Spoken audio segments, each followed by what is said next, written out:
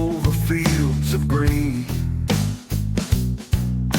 remembering the faces, the moments unseen, the hands that built a dynasty, the vision in their eyes, echoes in the auction ball, beneath an endless sky. This is the bullseye, turn the volume high,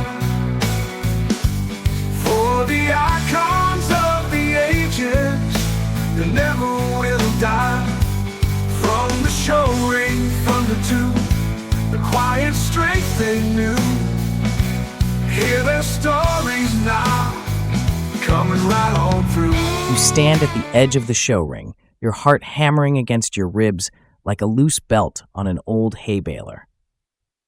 The imported bull from Scotland shifts beside you, his massive frame dwarfing your 15-year-old body. Your hands are slick with sweat as you grip the lead rope, and you're acutely aware that you're wearing borrowed white pants, the ones your panicked parents had to rush to the Canadian National Exhibition because you forgot to pack proper show clothes. The judge approaches, his experienced eyes scanning every line of the Ayrshire bull you're leading. Around the ring, seasoned showmen with decades of experience watch your every move. You've been working cattle for exactly 1 month. They've been doing this since before you were born, but something extraordinary happens in that moment. Your breathing slows, your grip loosens on the lead. The bull seems to sense your calm and settles into perfect position. When the judge points to you for junior champion, then grand champion, you're witnessing the birth of what will become the most legendary showmanship career in dairy history. Fast forward 45 years. You're standing in a different ring, but the pressure feels identical. The Royal Winter Fair, 1992. This time, you're leading Duncan Bell, the Jersey cow you've fallen in love with, the animal that will become one of the greatest brood cows the breed has ever produced. As the judge raises his hand to signal grand champion, you're 16th at the Royal, you realize you've just set a record that will likely never be equaled. But between that terrified teenager and this master showman lies a story that will reshape how an entire industry thinks about cattle, competition, and passing knowledge to the next generation. It's the story of how disaster breeds resilience, how careful observation becomes wisdom, and how one man's philosophy of calm confidence will echo through dairy barns across North America for decades to come. This is the story of Bert Stewart, and it begins with a family farm that loses everything, a teenage boy who learns that pressure creates either panic or poise, and a career that will prove that the greatest champions aren't born, they're taught. You need to understand the world Bert Stewart entered, because it's a world your grandfather might have known, where farming was both simpler and infinitely more precarious than today. Picture Ontario in the 1930s. You're looking at a province where mixed farming still rules, where most operations run a little bit of everything. Dairy cows, Percheron horses for field work, maybe some sheep, definitely pigs, and enough grain to feed it all. It's the kind of diversification that modern agricultural economists recommend, but back then, it's just survival. The Dirty 30s aren't just about dust bowls in Saskatchewan. Here in Ontario, you're watching families lose everything to forces they can't control. Disease sweeps through herds with devastating efficiency. Brucellosis, what they call Bang's disease, doesn't care how long your family has been farming or how much sweat equity you've built up. When it hits, everything goes to the slaughter plant. You're farming in an era when a mixed farmer like Ernie Stewart can lose his entire herd and have to start over with a different breed. It's unthinkable today with our biosecurity protocols and vaccination programs, but in 1936, you rebuild from zero or you quit farming. There's no middle ground, no insurance payouts, no government assistance programs. The agricultural extension system is in its infancy when young Bert is learning the ropes. You've got county agricultural representatives who double as 4-H coaches, traveling from farm to farm in Model T Fords, carrying the latest information from agricultural colleges. They're the internet of their day, the only reliable way new practices spread through farming communities. Competition culture is emerging around livestock shows. The Royal Winter Fair isn't just a friendly gathering, It's becoming the proving ground where reputations are made and fortunes are built. When you show cattle at the Royal in 1950, you're competing against operations with unlimited budgets, herds of 30 or 40 animals, and showmen who've perfected their craft over decades. Think about what showing meant in this era. No hydraulic chutes, no electric clippers in most barns. You're using hand-powered equipment, fitting cattle by kerosene lamplight, and learning techniques that have been passed down through generations of stockmen. When Owen Richards from Alberta demonstrates body clipping, he's revolutionizing the industry one stroke at a time. The economics are brutal and simple. A good bull calf might bring $500 if you're lucky. A proven cow with a solid production record could be worth $1,000. But equipment failures, bad weather, or disease can wipe out years of careful breeding in a single season. You're always one catastrophe away from starting over. This is the world that shapes Bert Stewart's approach to everything. When you grow up watching your family lose their entire herd to disease, when you see neighbors forced out by circumstances beyond their control, you develop two things: an appreciation for the knowledge older stockmen are willing to share, and a bone-deep understanding that success comes from mastering fundamentals so thoroughly that you can perform under any pressure. You're about to see how a farm boy who learned these lessons becomes the most successful showman of his generation. But first, you need to understand the family that taught him that losing everything isn't the end. It's just another beginning. You wake up on August 19, 1932, on a country farm just north of Bolton, Ontario, as the seventh child in a family that's about to teach you everything about both winning and losing. Your father, Ernie Stewart, breeds Percheron horses and judges them across the countryside. Your mother, Jenny, evaluates sewing and cooking competitions. You're surrounded by brothers who will become legends in their own right. Andy, who will win national collegiate judging competitions, and RJ, who will master the Royal Winter Fair judging contest 2 years before you do. But your earliest memory isn't about winning, it's about disaster. You're 4 years old when brucellosis sweeps through your family's herd like wildfire through dry hay. You watch truck after truck pull into your farmyard, watch every cow your family has worked to build, loaded up and driven away to slaughter. The barn that was alive with lowing cattle and the rhythm of morning milking falls silent except for the echo of your footsteps. Your father doesn't quit. That's the first lesson you absorb without knowing it. When catastrophe strikes, you assess, you adapt, and you rebuild. Ernie Stewart switches to purebred Ayrshires, even though, as you'll later admit, there wasn't much market for them. It's not about the economics. It's about refusing to let circumstances dictate your future. You learn to clip cattle with hand-powered clippers, your brother turning the handle while you guide the blades. Your first attempts are, as you'll later describe them, far from respectable. But you keep practicing because in the Stewart household, competence isn't optional, it's expected. The competitive atmosphere is constant but supportive. You're watching your older brothers excel at livestock judging, seeing them earn scholarships to Ontario Agricultural College, and understanding that success comes from outworking everyone else. When Andy becomes high individual at the 1946 National Collegiate Competition in Iowa, you're taking notes. When RJ wins the 1949 Royal Winter Fair judging competition, you're already planning your own assault on that same contest. You join 4-H at 12, the minimum age, and immediately throw yourself into every program available: dairy calves, sheep, swine, field crops. At Bolton Fair, you compete in showmanship competitions that include all breeds and all species.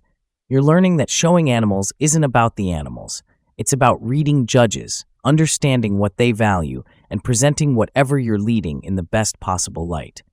But your education extends beyond agriculture. You play fast-pitch softball competitively, learning about teamwork, pressure, and the mental game that separates good competitors from champions. Your coach drives out to the farm to pick you up for games because your parents don't have time. They're too busy keeping the farm running.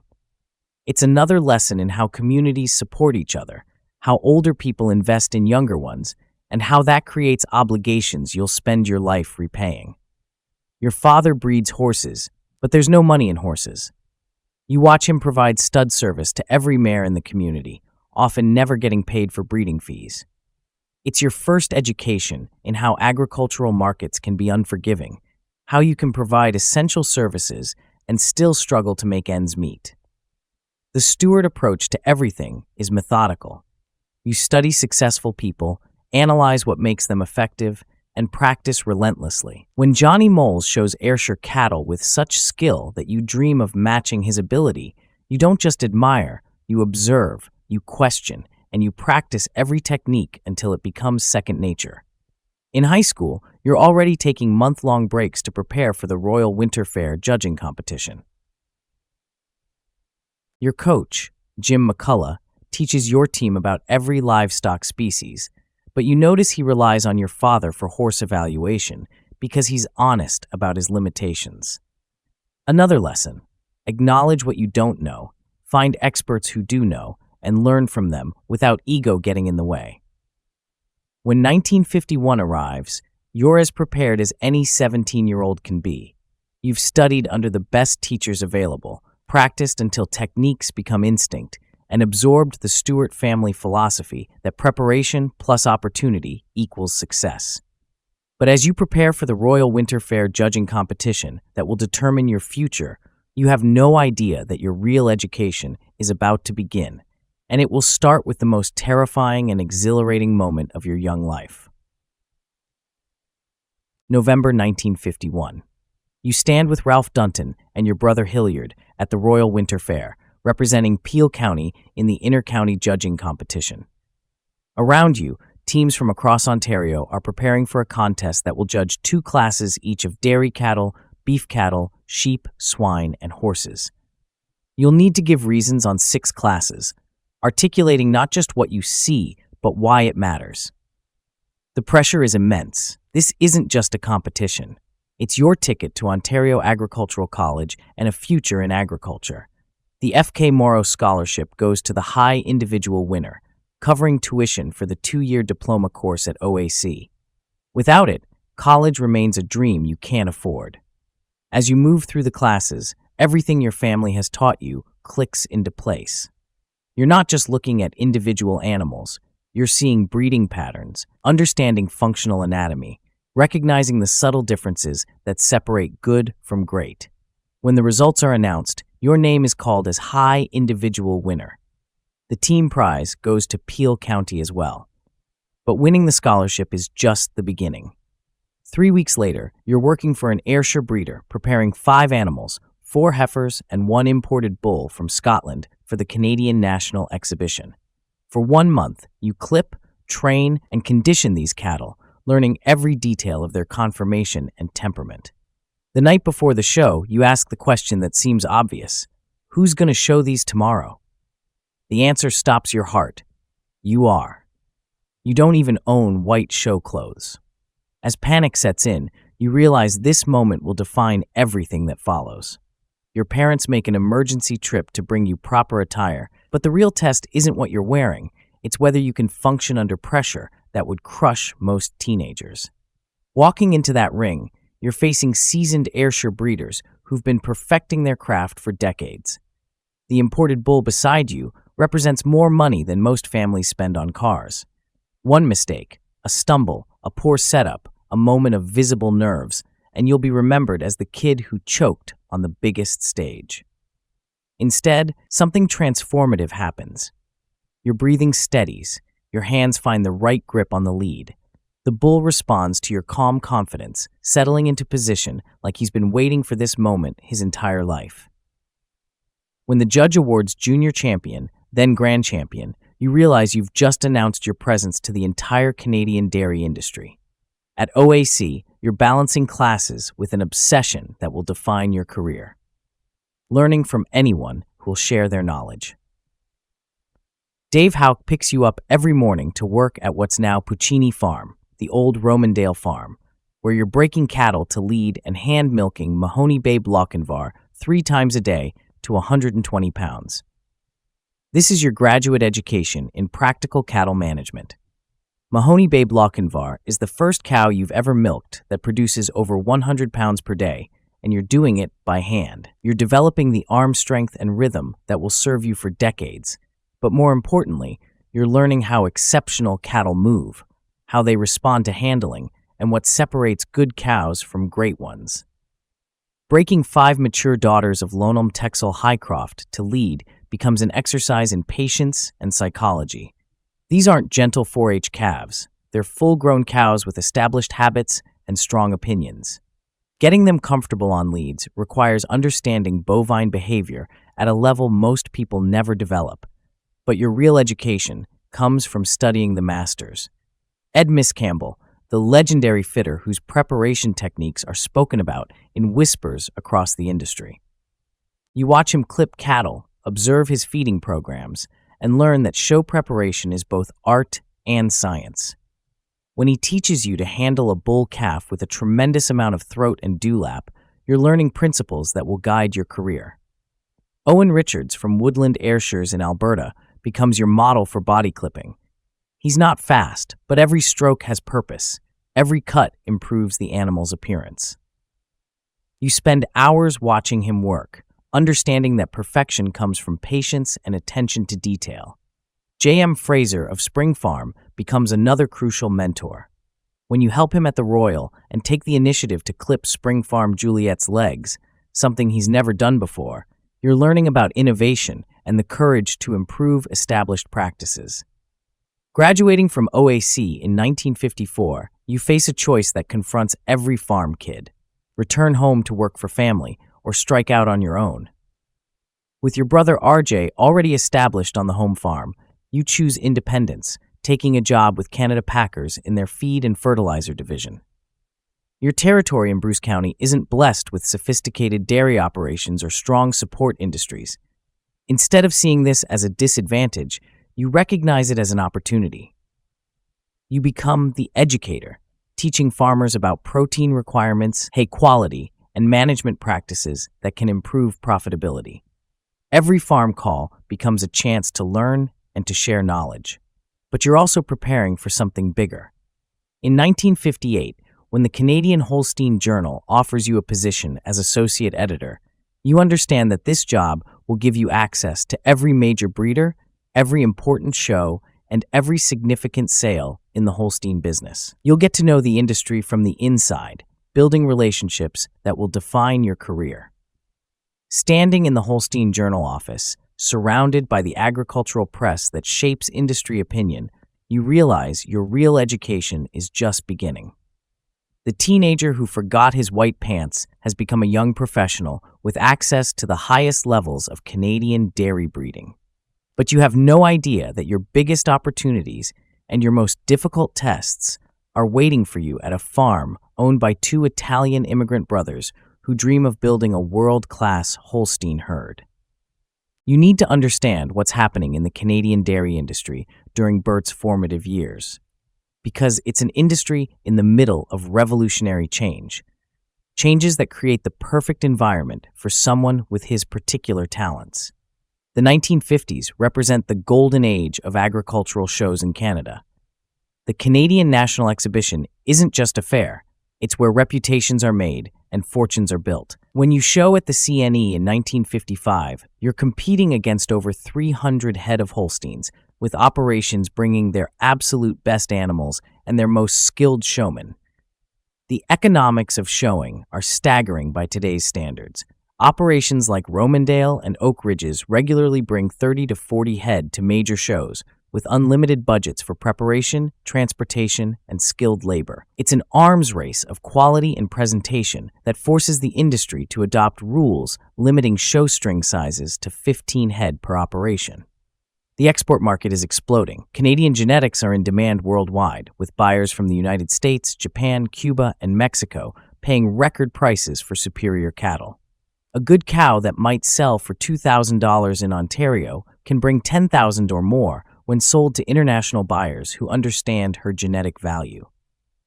This creates opportunities for people like Bert who can evaluate cattle accurately and prepare them for maximum appeal.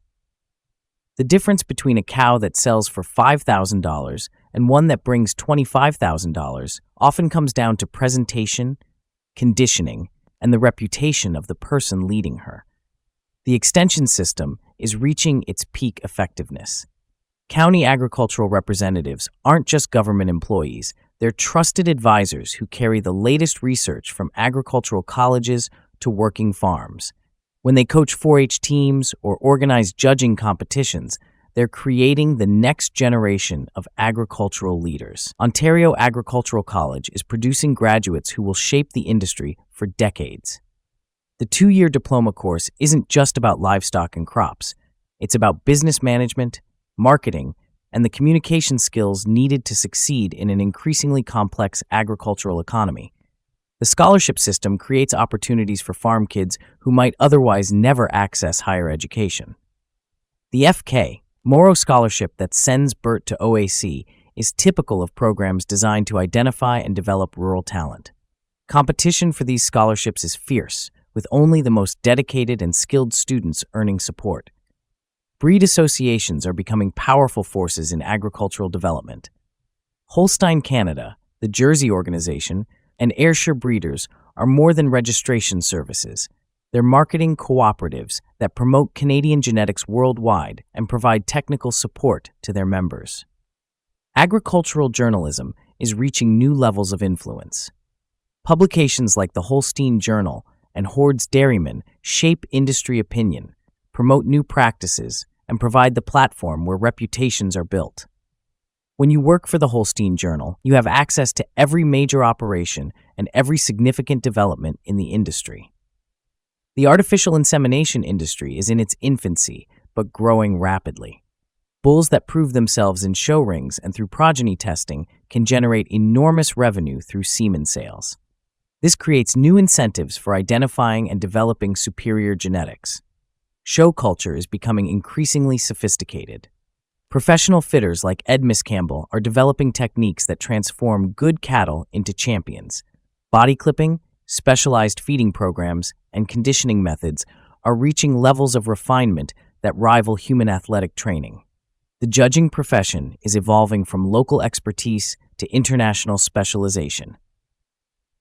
Judges who prove themselves at major shows find opportunities to officiate worldwide, carrying techniques and standards across borders and breeding programs. This is the industry context that creates perfect conditions for someone with Bert Stewart's combination of skills, ambition, and learning ability. The explosion of show competition, the growth of international markets, and the professionalization of cattle preparation create opportunities that didn't exist for previous generations. But capitalizing on these opportunities requires more than skill. It requires the kind of risk-taking and strategic thinking that will be tested when Bert faces the biggest gamble of his early career, a $4,500 bet on a 9-week-old calf that his mother warns him about the very night he makes the purchase. The phone call comes in 1960, and it changes everything. Angelo Agro wants to meet you for dinner at the wholesale fruit market in Hamilton. You've been working for the Holstein Journal for 2 years, building relationships with every major breeder in Canada, but the daily commute through Toronto traffic is wearing you down. When Angelo describes his vision for developing a world-class Holstein herd, you recognize the opportunity you've been preparing for your entire career. Angelo and Frank Agro are wealthy Italian immigrants who've made their fortune in fruit wholesaling, but they dream bigger. They've purchased the Jackson farm and want to build a herd that will compete with operations like Romandale and Oak Ridges. They need someone who understands genetics, can evaluate cattle accurately, and has the industry connections to acquire the right animals. You understand immediately that this position offers something the Journal never could: the chance to build something from scratch, to prove that superior knowledge and careful planning can compete with unlimited budgets and established reputations. May 3, 1960. The Sheffield Dispersal.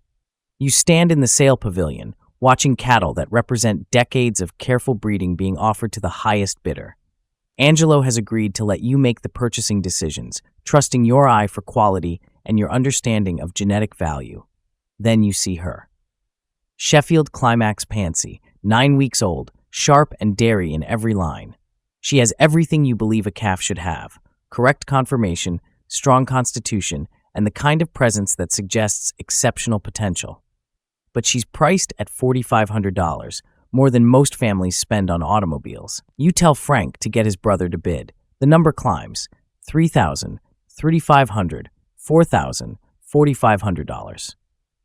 When the hammer falls, you own a 9-week-old calf that represents either the foundation of a dynasty or the most expensive mistake of your career. That night, your mother calls. Her voice carries the worry of every farm family that's ever gambled on livestock. "Bert, please be careful when you're spending other people's money."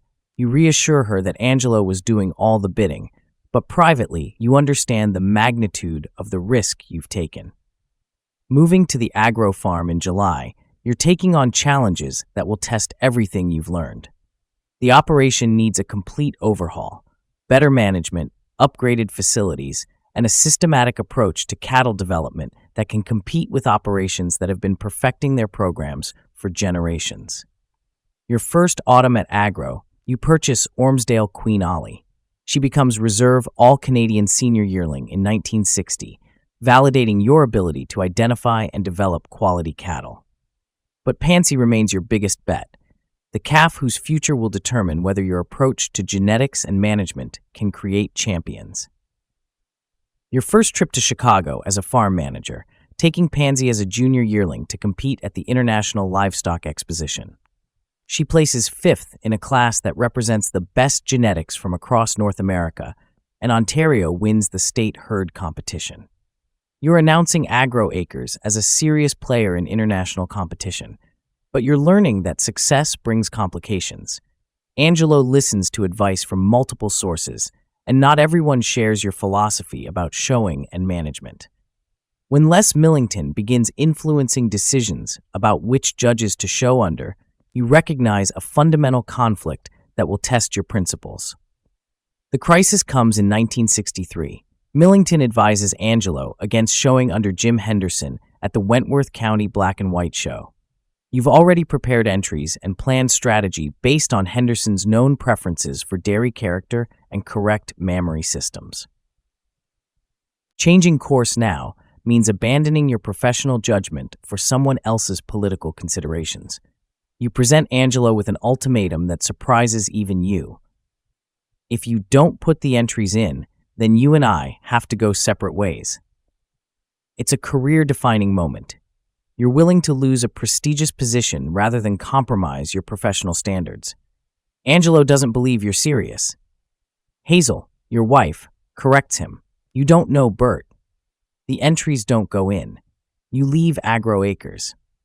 Living in Waterdown, you start buying and selling commercial cows, developing a network of buyers and sellers across Ontario and the United States. It's profitable work that keeps you connected to the industry, but you're also watching what happens at Agro without your management. The cattle you selected and developed are being sold to Millington's associates in Western Canada. Years of careful genetic planning are being dismantled for short-term profit. Angelo eventually realizes his mistake and removes Millington from the operation. 7 months after leaving, you get the call that will reshape your career. Angelo wants you back, but not as an employee, as a consultant. The arrangement gives you more influence than you had as manager, with better compensation and the freedom to work with other operations. Your relationship with Angelo becomes closer than ever. He's like a second father, trusting your judgment completely and giving you the resources to prove your theories about cattle breeding and development. When Pansy produces her first calf, Agro Acres unique, you negotiate a commission on semen sales that will provide financial security for decades. The day Pansy's pregnancy is confirmed, you make another career-defining decision. If this is a bull, I want to name him, and I want a commission on the semen sales. Angelo agrees. When Agro Acres Unique is born, you own a piece of what will become one of the most popular and profitable sires of his generation. But Unique is just the beginning. Pansy produces daughters that will rewrite show ring history. Agro Acres Marquis Patsy and Agro Acres Marquis Xmas Pansy go grand and reserve grand champion at the 1969 Royal Winter Fair as 4- and 3-year-olds. It's unprecedented, the only cow in history to produce daughters that achieve this level of success at the same show. Your $4,500 gamble on a 9-week-old calf has validated everything you believe about genetics, development, and the patience required to build something lasting. But your success at Agro creates opportunities that will take your career to levels you never imagined. In 1964, while maintaining your consulting relationship with Angelo, you begin working with Oak Ridge's farm and their manager, George Derrick. The owner, R.R. Dennis, has unlimited resources and an obsession with acquiring the best cattle in Canada. He wants as many good cows as possible, and he's willing to pay whatever it takes to get them. You're about to enter the most successful period of your showing career, but success will bring pressures and responsibilities that will test everything you've learned about managing people, cattle, and your own ambitions. You've reached the point where understanding Bert Stewart, the showman, requires understanding Bert Stewart, the philosopher. Because by 1965, you've developed an approach to working with cattle that's fundamentally different from most of your contemporaries. Standing in the Oak Ridge's barn before dawn, preparing animals for another major show, you reflect on the principles that guide everything you do. While other showmen rely on force and intimidation to control their animals, you've discovered something revolutionary. Cattle respond better to calm confidence than to aggressive domination. I've always told 4-H kids you have to relax, you explain to young competitors who seek your advice. If you are uptight, the animal is going to know it. Don't hold them too tight. You've got to let the animal be herself. This philosophy didn't develop overnight. It emerged from thousands of hours spent with cattle, ranging from gentle 4-H calves to difficult breeding animals with strong personalities. You've learned that every animal has a temperament, and your job isn't to break them. It's to work with their natural tendencies to achieve mutual success. Your favorite cow, Sonwil Reflection B, exemplifies this partnership approach. You show her 25 times and win 21, but what makes her special isn't her conformation, it's her attitude. She wasn't the best Holstein cow I ever led, but she was the closest thing to a human, you remember. I could throw the lead strap over her neck, and she'd follow me through the crowd. When B enters the show ring, something magical happens. She put her head and her ears up and said, "I'm here to win." She was a dream to work with. You're describing a level of communication between human and animal that most people never experience, a partnership built on mutual respect and understanding. Your approach to showing extends beyond animal handling to ring psychology and competitive strategy. You understand that judges are evaluating not just the cattle, but the entire presentation, the showman's confidence, the animal's response, and the overall impression created by the partnership. You've learned to read judges' preferences and adapt your presentation accordingly. Some judges value dairy character above all else. Others prioritize mammary systems or structural correctness. Your job is to emphasize your animal's strengths while minimizing weaknesses, all while maintaining the calm confidence that keeps both you and your cattle performing at peak levels.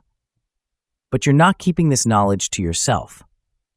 Every time you work with 4-H members, you're passing on lessons that extend far beyond show ring success. You can't just take your 4-H project and go out in the ring, you tell them. You've got to do some homework with her at home. You've got to know what's wrong with them, and you've got to lead and correct the mistakes they have in conformation.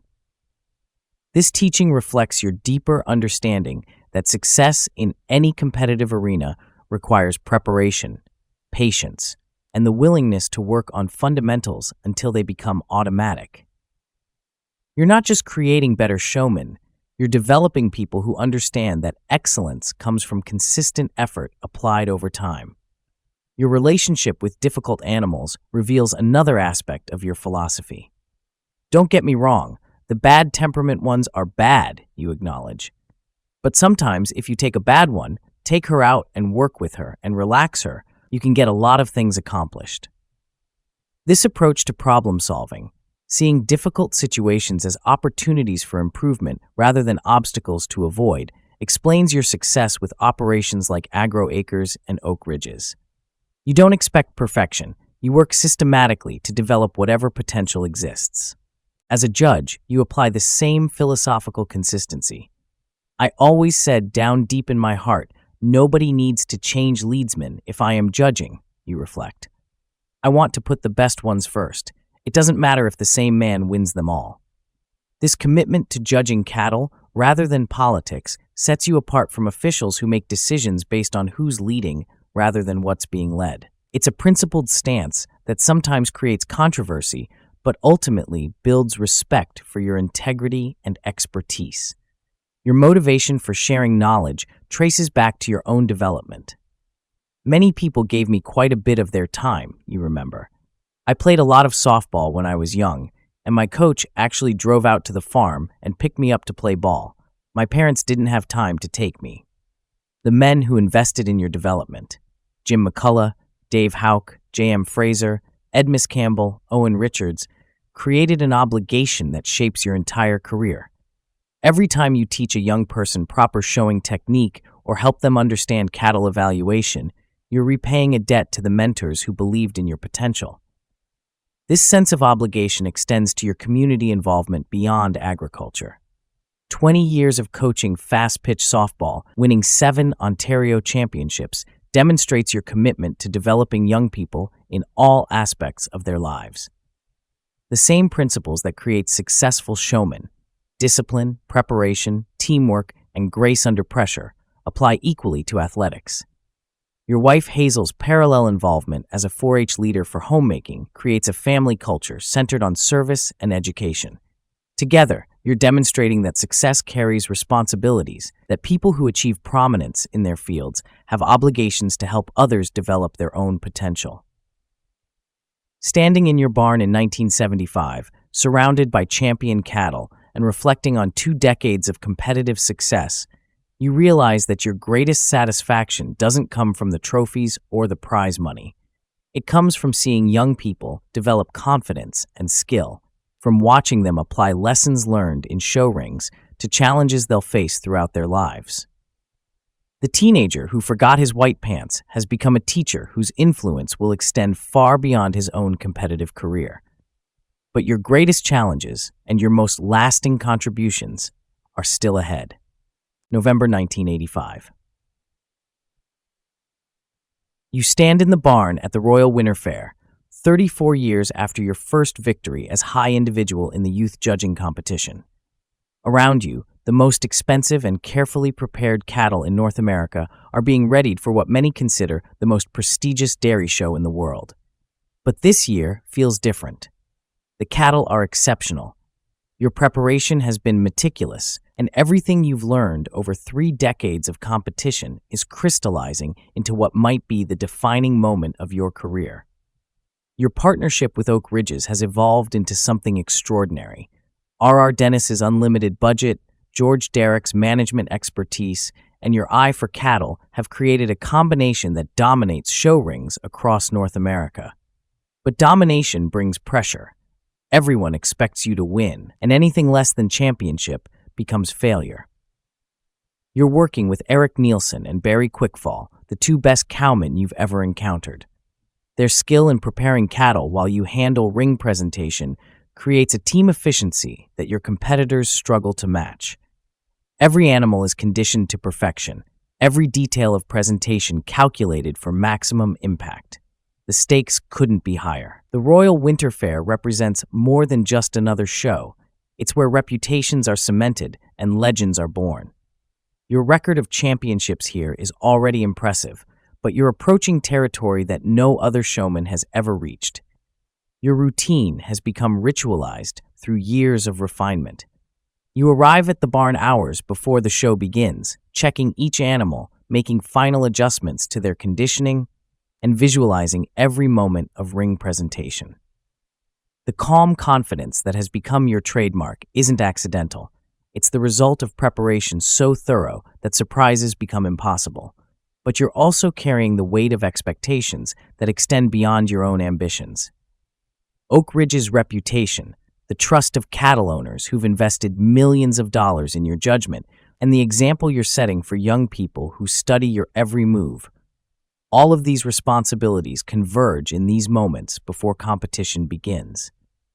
The competition you're facing represents the best genetics and preparation money can buy. Operations from across North America have brought their absolute best animals, prepared by showmen who've studied your techniques and developed strategies specifically designed to beat you. The target on your back has never been larger. As classes begin, you recognize that something special is happening. The cattle are responding perfectly, judges are recognizing quality immediately, and the rhythms of competition are flowing in your favor. Class after class, the purple and gold banners accumulate: junior champion, reserve champion, grand champion. But you're not just winning, you're demonstrating mastery at a level that transforms competition into artistry. The way you position cattle for maximum advantage, the split-second timing of your movements, the communication between you and your animals, everything has reached a precision that separates true masters from merely skilled competitors. The Grand Championship class represents the culmination of everything.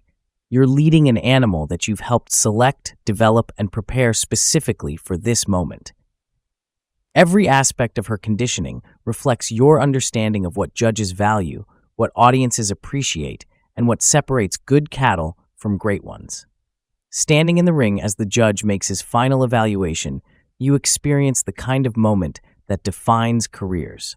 Decades of learning, thousands of hours of practice, and the accumulated wisdom of every mentor who invested in your development converge in these few minutes of competition. The judge's decision will either validate your approach to cattle, competition, and life itself, or demonstrate that even the most careful preparation sometimes isn't enough. But you've learned that outcomes, while important, are less significant than the knowledge that you've prepared completely and competed with integrity. What you don't fully realize in this moment is that you're approaching a milestone that will likely never be equaled in modern competition. The combination of your natural talent, systematic development, and the opportunities created by your generation's approach to showing cattle has created conditions that may never be repeated. The judge raises his hand, pointing toward your animal for Grand Champion. It's your 15th Royal Winter Fair Grand Championship, one short of a record that will stand as testimony to a career unlike any other in the history of dairy cattle competition. But even as the crowd applauds and photographers capture the moment, you're already thinking about what comes next. Because for someone with your philosophy of continuous improvement and service to others, each success creates new responsibilities and greater opportunities to influence the industry you've devoted your life to developing. The teenager who forgot his white pants is about to become the most successful showman in the history of one of North America's most prestigious agricultural competitions.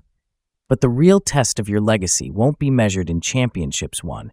It will be measured in the influence you have on the generations of agricultural leaders who will follow in your path. November 1992.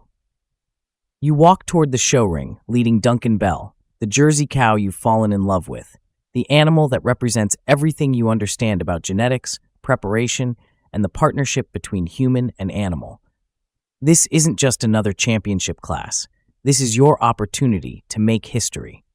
Duncan Bell embodies your philosophy of working with cattle. You first judged her at World Dairy Expo in 1991 as a 3-year-old, recognizing immediately that she represented something special. When you placed her grand champion at Madison, Lauren Ella of Rock Ella Farms approached you with an offer that would define both of your careers. You like this cow as much as I do. I want you to lead her the rest of her life. The partnership that developed between you and Duncan Bell demonstrates everything you've learned about animal psychology and competitive preparation. She isn't just a superior animal. She's a cow that understands the show ring, that responds to the energy of competition, and that performs her best when the stakes are highest. Walking into the ring, you're carrying the weight of history. 15 Grand Championships at the Royal Winter Fair represent a record that has stood for years, but 16 championships would establish a milestone that will likely never be equaled in modern competition. As the judge evaluates the class, you demonstrate the calm confidence that has become your trademark. Duncan Bell responds perfectly, setting up precisely, maintaining her position without tension, and displaying the kind of presence that separates great show animals from merely good ones. Every aspect of this moment reflects the accumulated wisdom of 40 years in competition. The way you position Bell for maximum advantage, the timing of your movements, your ability to read the judge's preferences and adapt your presentation accordingly, everything has reached a level of mastery that transforms technical skill into artistry. The judge's evaluation seems to take forever, but you've learned to use these moments productively. Instead of focusing on outcomes you can't control, you concentrate on executing perfectly every element of presentation that remains within your influence.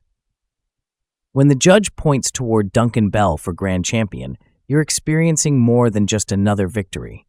This is your 16th Grand Championship at the Royal Winter Fair, a record that represents not just personal achievement, but validation of an entire approach to agriculture, competition, and life itself. But even as photographers capture the historic moment and crowds celebrate your achievement, you're already thinking about what this success means for the broader agricultural community. The record you've just set demonstrates what becomes possible when natural talent combines with systematic development, continuous learning, and the guidance of exceptional mentors. Later, standing in the barn with Duncan Bell after the formal presentations have concluded, you reflect on the journey that brought you to this moment. The terrified teenager who forgot his white pants has become the most successful showman in the history of one of North America's most prestigious agricultural competitions. But the real significance of this achievement extends beyond personal recognition. Your success validates an approach to agriculture that emphasizes continuous learning, respect for animals, and the importance of sharing knowledge with the next generation. The techniques you've developed, the relationships you've built, and the example you've set will influence the dairy industry for decades to come. Duncan Bell's championship represents more than just superior genetics and preparation. It demonstrates what becomes possible when humans and animals work together as true partners. The calm confidence that has defined your career isn't just a showing technique, it's a philosophy of leadership that applies to every aspect of agricultural life. Your 16 Royal Winter Fair Grand Championships establish you as the most successful showman of your generation, but you understand that records exist to inspire others rather than to create permanent monuments to individual achievement. As you prepare to leave the Royal Winter Fair with your historic 16th championship, you're already thinking about the young people who watched your performance, who studied your techniques, and who will carry forward the principles you've demonstrated throughout your career. The record you've established tonight will likely stand permanently, but its real value lies in the inspiration it provides to agricultural leaders who understand that excellence comes from consistent effort applied over decades, from learning continuously from the best available teachers, and from sharing knowledge generously with those who follow. The teenager who once scrambled for white show clothes has just completed the most successful showing career in the history of Canadian agriculture. But as you'll discover in the years that follow, your greatest contributions to the dairy industry are still ahead, and they'll be measured not in championships won, but in the lives you influence and the knowledge you share. The months following your record-setting 16th Royal Winter Fair Championship bring a shift in perspective that you didn't anticipate. Standing in your farm office, surrounded by decades of ribbons, trophies, and photographs, you realize that reaching the pinnacle of competitive success creates new responsibilities and different opportunities for influence. The dairy industry recognizes the significance of your achievement immediately. Agricultural publications across North America feature stories about your career, analyzing not just your competitive success, but the techniques and philosophy that made it possible. Young showmen study videos of your ring presentations, trying to decode the secrets of your calm confidence and effective animal handling. But you understand that your real legacy won't be measured in championships won. It will be determined by how effectively you share the knowledge you've accumulated over 4 decades of competition and cattle development. Your commitment to youth development, already strong throughout your career, intensifies after achieving your showing goals.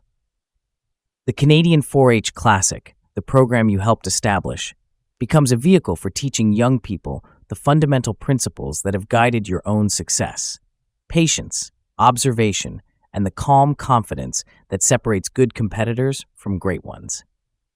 Every year from 1990 to 2017, you and Hazel make the journey to Madison, Wisconsin, chaperoning Team Ontario to the National Dairy Cattle Judging Competition at World Dairy Expo. The drive becomes a mobile classroom where you share decades of accumulated wisdom about cattle evaluation, ring psychology, and the mental preparation required for high-level competition. The young people you coach don't just learn judging techniques. They absorb your philosophy about agriculture and life itself. When you tell them that success comes from studying those who excel at their trade, you're passing on the same lesson that shaped your own development as a teenager, watching Johnny Moles show Ayrshire cattle with such skill that you dreamed of matching his ability.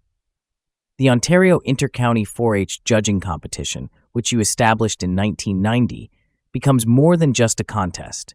It's a systematic approach to developing the next generation of agricultural leaders. The top 4 contestants earn the World Dairy Expo trip, creating incentive for excellence while ensuring that your influence extends far beyond your own competitive career. Industry recognition follows your record-setting achievements. In 2005, you received the Klusendorf Trophy, the most prestigious award in dairy cattle showing. The announcement comes as a complete surprise, but it validates everything you've believed about preparation, integrity, and service to the industry. Standing before your peers at the awards ceremony, you understand that this recognition represents more than just personal achievement. It acknowledges an approach to agriculture that emphasizes continuous learning, respect for animals, and the obligation to share knowledge with those who follow. In 2009, the Royal Winter Fair appoints you as a lifetime honorary governor, recognizing not just your competitive success, but your broader contributions to Canadian agriculture. The honor carries special meaning because the Royal has been central to your story since that nervous 17-year-old won the youth judging competition in 1951. Your induction into the Canadian Agricultural Hall of Fame in 2017 completes a trilogy of recognition that spans your entire career. But even as these honors accumulate, you remain focused on the work that has always mattered most, teaching young people the principles that create not just successful competitors, but thoughtful, ethical leaders. Your influence extends beyond agriculture through 20 years of coaching fast-pitch softball, 7 Ontario championships, 5 with boys teams, 2 with girls teams, demonstrate that the principles of preparation, teamwork, and grace under pressure apply equally to athletics and agriculture. The Milton Chamber of Commerce recognizes this broader community service in 1997, naming you Citizen of the Year. The award acknowledges 3 decades of volunteer work that includes hospital foundation leadership, church service, and countless hours invested in developing young people across multiple activities. But perhaps the most meaningful recognition comes from seeing former 4-H members apply lessons learned in your programs to successful careers throughout the agricultural industry. Some become judges at major shows. Others assume leadership positions in breed associations, agricultural organizations, and farming operations. One young woman you coached becomes a lawyer at the largest law firm in Toronto, carrying forward the analytical thinking and communication skills developed through livestock judging. Your children and grandchildren continue the family tradition of 4-H involvement and Royal Winter Fair success. Watching them compete in programs you helped establish creates a special satisfaction that transcends any personal achievement. The values you learned from your own family, hard work, integrity, service to others, continue through another generation. The teenager who forgot his white pants has become a pillar of Canadian agriculture. But the transformation didn't happen overnight.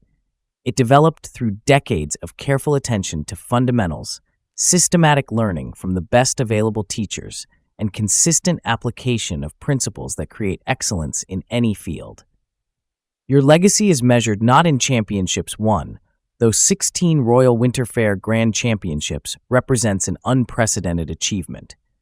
It's measured in the influence you've had on thousands of young people who learn that success comes from preparation, that excellence requires patience, and that knowledge becomes valuable only when it's shared with others. Today, nearly 2 decades after your death in February 2018, your influence on the dairy industry continues in ways that extend far beyond competitive showing. The principles you demonstrated, systematic preparation, calm confidence under pressure, and generous sharing of knowledge, have become embedded in how North American agriculture approaches both competition and education. The Canadian 4-H Classic, now supported by TD Bank, Holstein Canada, and Cemex, attracts participants from across the country. Young people compete not just for ribbons and trophies, but for the opportunity to experience the kind of comprehensive agricultural education you believed every farm kid deserved. Your approach to judging, evaluating cattle rather than politics, maintaining consistency regardless of who's leading, influenced a generation of officials who carry forward your commitment to integrity. When judges today explain their decisions based on functional anatomy and genetic merit rather than personal relationships, they're applying principles you demonstrated throughout your career. The showing techniques you helped develop and refine continue to evolve, but the foundational principles remain unchanged. Successful showmen still emphasize the calm confidence you made famous, the meticulous preparation you insisted upon, and the respectful partnership between human and animal that defined your greatest achievements. Barry Quickfall and Eric Nielsen, the fitters you considered the best you ever worked with, trained others who carry forward the standards of cattle preparation you helped establish. The chain of knowledge transfer, from Ed Miss Campbell and Owen Richards to you, from you to the next generation, continues in dairy barns across North America. Agricultural education programs incorporate your philosophy of learning from successful practitioners. Students study not just technical skills, but the mental approach that separates good stockmen from great ones. Your emphasis on observation, patience, and continuous learning has become standard curriculum in livestock management courses. Your international influence, developed through judging assignments in 16 countries, helped establish North American standards for cattle evaluation and preparation worldwide. The techniques you demonstrated in Mexico, Brazil, and other countries influenced local practices and created lasting connections between Canadian genetics and international markets. The economic impact of your career extends far beyond personal success. The cattle you selected, developed, and promoted generated millions of dollars in sales and semen revenue. Operations like Agro Acres, Oak Ridges, and countless others built their reputations partly on your ability to identify and develop superior genetics. Sheffield Climax Pansy, the 9-week-old calf you convinced Angelo Agro to purchase for $4,500, produced offspring that dominated show rings and breeding programs for decades. Agro Acres' unique alone generated enormous revenue through semen sales, vindicating your eye for genetic potential and your willingness to make bold decisions based on careful evaluation. The dairy industry you helped shape continues to benefit from innovations you pioneered or promoted. Body clipping techniques, systematic show preparation, and the integration of performance data with visual evaluation all trace their modern development partly to principles you established. Your influence on agricultural journalism, developed during your years with the Canadian Holstein Journal, helped professionalize industry communication and establish standards for reporting that emphasized accuracy and educational value over sensationalism. The Bertram and Hazel Stewart Award continues to encourage young people aged 12 to 14 to remain involved in 4-H, addressing the same challenge you recognized: keeping talented youth engaged in agriculture during critical developmental years when many drift toward other interests. Modern dairy farmers facing challenges you never encountered: environmental regulations, animal welfare concerns, market volatility, still apply principles you demonstrated: careful observation, systematic problem solving, and the importance of learning from those who have successfully navigated similar challenges. Your greatest legacy may be the demonstration that excellence in agriculture comes not from natural talent alone, but from the systematic application of principles that can be learned, practiced, and taught. The teenager who forgot his white pants became the most successful showman of his generation, not through genetic advantage, but through consistent effort applied over decades. The dairy industry continues to evolve, but the need for people who combine technical knowledge with integrity, competitive excellence with generous teaching, and individual achievement with service to others remains constant. In these qualities, Bert Stewart's example continues to influence agricultural leaders who never knew him personally, but benefit from the standards he established. This is the bovine, turn the volume high, for the icons of the ages that never will die. From the show ring thunder to the quiet strength they knew, hear their stories now, coming right on through. Oh, tell the tale, the bovine legends live.